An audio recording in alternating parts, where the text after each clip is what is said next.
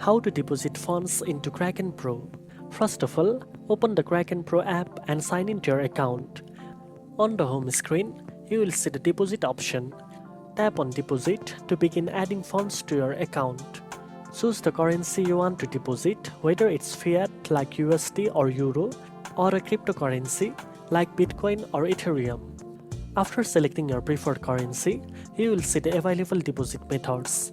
For fiat deposits, you can use bank transfer options such as ACH, SEPA, or wire transfer depending on your location. If you are depositing crypto, you will be provided with a wallet address or a QR code to send your funds from your external wallet. Kraken will also provide your bank details if you choose a fiat option, and you will need to complete the transfer using your banking app or website. Make sure to copy the deposit address accurately or scan the QR code to avoid any mistakes.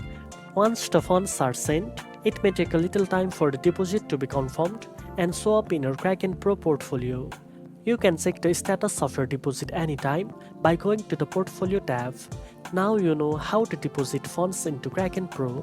If you found this video helpful, don't forget to like, share and subscribe for more trading tips. Thanks for watching, and I'll see you in the next one.